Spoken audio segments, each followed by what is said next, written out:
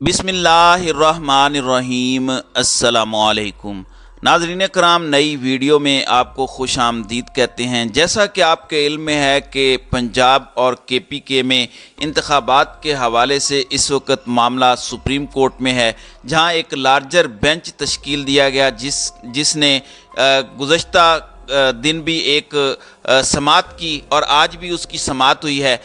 जबकि कल मरियम नवाज़ की जानिब से जजेस के ऊपर एक जैसे अटैक किया गया, हमला किया गया और जजेस के हवाले से वीडियोस चलाई गई और भरपूर अंदाज में हाजिर सर्विस जजों के ऊपर गुफ्तगू की गई। आज वही वाली सीरीज़ और एपिसोड जो है वो ख्वाजा आसिफ की तरफ से दोहराई गई है और ख्वाजा आसिफ की जानिब से एक मरतबा फिर जजों पर हमला किया गया है। जबकि गुजरांवाला के अंदर इंसदाद दहशत गर्दी अदालत का राना सनाउल्लाह को गिरफ्तार करके पेश करने का हुक्म भी सामने आया है। ये सूरत हाल क्या है? जबकि पाकिस्तान बार कौंसिल के बेंच में जस्टिस काजी फायज ईसा, जस्टिस सरदार तारिक को भी शामिल करने का मुतालबा किया गया है, जबकि जस्टिस मज़ाहिर नकवी और जस्टिस एजाजुल एहसन पर भारी एतराज़ात किए गए हैं। ये हकीकत क्या है, इस हवाले से हम आज की वीडियो में बात करेंगे।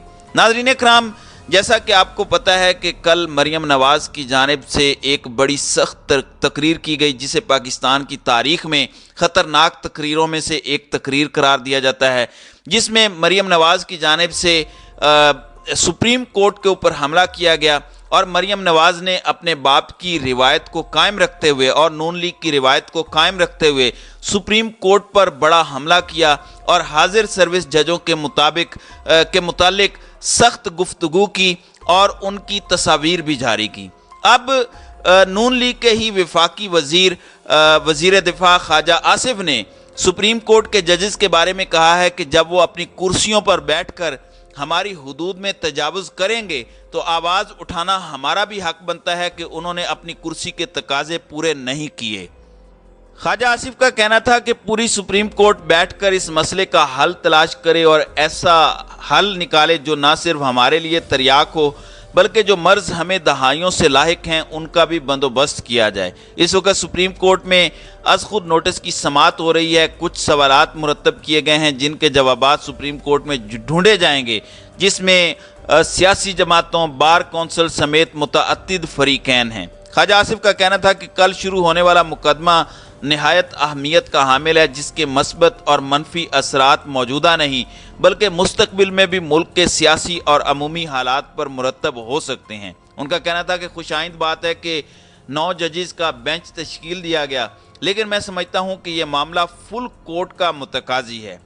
इनका कहना था कि एक शिकायत रहती है कि पार्लियामेंटेरियंस या सियासी कारकुनान अदलिया का नाम लेकर तनकीद करते हैं। मैं उनका नाम नहीं लेता जिन पर तनकीद होती है, लेकिन उनका नाम लेता हूं जिन पर तनकीद नहीं होती।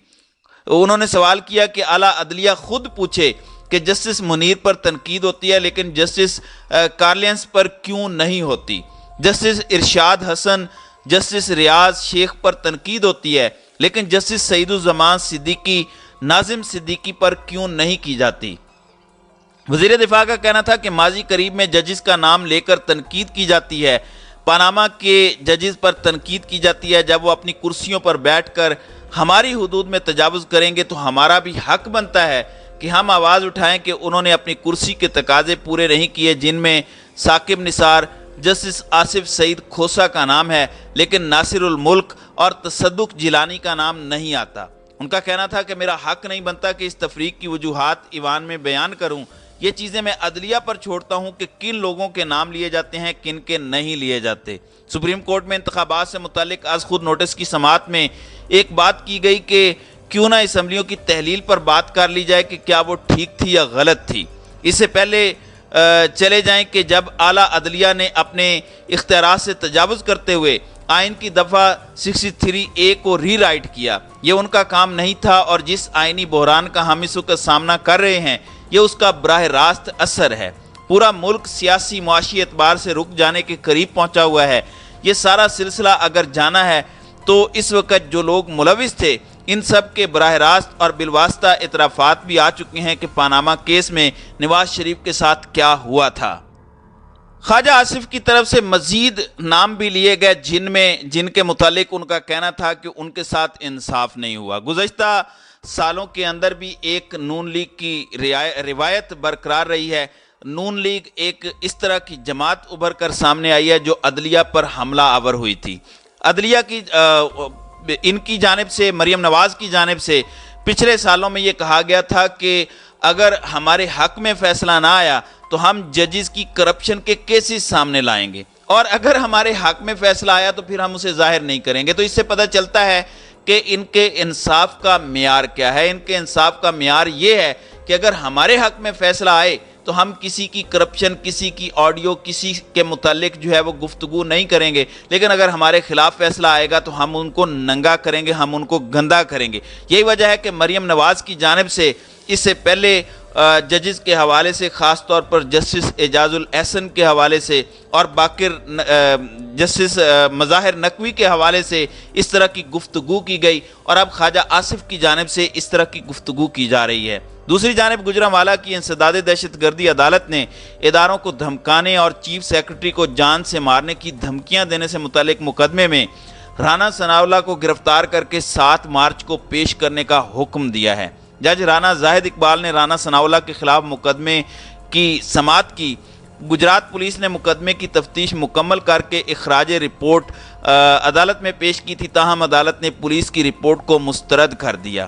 عدالت نے مقدمے کے اخراج کی رپورٹ مرتب کرنے پر S S P investigation Gujrat, متعلقہ ڈی ایس پی اور تفتیشی افسر کو شوکاز نوٹس جاری کرتے ہوئے ذاتی حیثیت میں پیش ہونے کا حکم دیا۔ اس کے علاوہ عدالت نے مقدمے کے ملزم رانا ثناءاللہ کے قابل ضمانت وارنٹ گرفتاری بھی جاری کیے ہیں۔ عدالت نے حکم دیا کہ ملزم رانا ثناءاللہ کو گرفتار کر کے عدالت میں پیش کیا جائے۔ حکومت پنجاب نے 15 اپریل 2021 اور 29 جنوری 2022 کو اپنی تقاریر کے دوران عدلیہ اور سرکاری افسران کو دھمکیاں دینے پر وفاقی وزیر داخلہ رانا ثناءاللہ کے خلاف دہشت گردی کا مقدمہ درج کیا تھا۔ تو یہ ایک روایت برقرار ہے ان کی جانب سے کہ یہ دھمکیاں دیتے ہیں، ڈراتے ہیں، دھمکاتے ہیں اور کوشش کرتے ہیں کہ کسی بھی طریقے سے عدالتیں جو ہیں وہ ان کے کہنے کے مطابق جو ہے وہ فیصلے دیں۔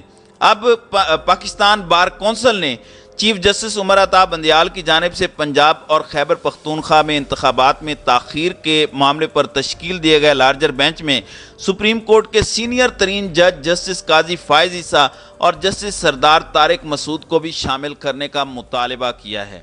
چیف جسٹس آف پاکستان کو جسٹس قاضی فائز عیسیٰ اور جسٹس سردار طارق مسعود کو شامل کرتے ہوئے سینئر ججوں پر مشتمل سپریم کورٹ کا 9 رکنی بینچ تشکیل دینا چاہیے۔ اعلامیے میں کہا گیا کہ اس اقدام سے غیر جانبدار اور شفاف تصور بن جائے تاکہ عوام اور وکلاء برادری پنجاب اور خیبر پختونخوا کی صوبائی اسمبلیوں کے انتخابات کی تاریخ کے اعلان کی آئینی ذمہ داری اور اختیار کے تعین کے اہم معاملے پر بینچ کی تشکیل پر سوال نہ کر سکے۔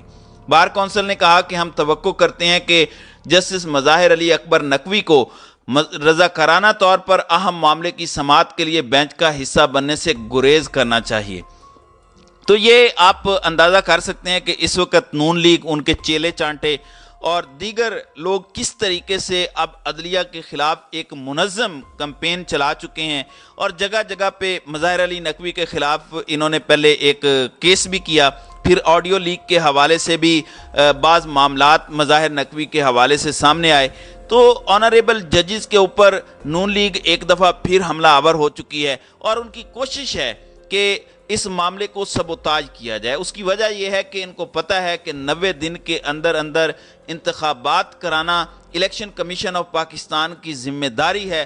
حکومت کو ہر صورت 90 دن کے اندر اندر الیکشنز میں جانا ہوگا۔ اس سے بچنے کے لیے اس وقت نون لیگ کا پورا ٹولہ سپریم کورٹ آف پاکستان پر حملہ آور ہے۔ اب دیکھنا یہ ہے کہ کل مریم نواز کی جانب سے کی جانے والی سپیچ اور آج خواجہ آصف کی جانب سے کی جانے والی تقریر کے بعد اعلیٰ عدلیہ اور دیگر ادارے جو ہیں وہ حرکت میں آتے ہیں یا نہیں، کیونکہ اس سے پہلے زیبا چودھری کے خلاف جو ایک لوئر کورٹ کی ایک جج تھیں، ان کے خلاف جب عمران خان نے ایک گفتگو کی تھی، ایک فقرہ صرف بولا تھا، تو ان کے اوپر دہشت گردی کا مقدمہ بنایا گیا اور عمران خان کو عدالت میں پیش ہونا پڑا۔ اس کے بعد زیبا چودھری کی عدالت میں جا کر عمران خان کو معافی بھی مانگنی پڑی۔ تو اب دیکھنا یہ ہے کہ انصاف کا یہ جو ترازو ہے اب مریم نواز اور خواجہ آصف سے متعلق کیا فیصلہ کرتا ہے۔ تو ناظرین کرام، آپ کی اس ویڈیو کے حوالے سے کیا رائے ہے؟ آپ اپنی رائے کا اظہار کامنٹ سیکشن میں ضرور کیجیے گا۔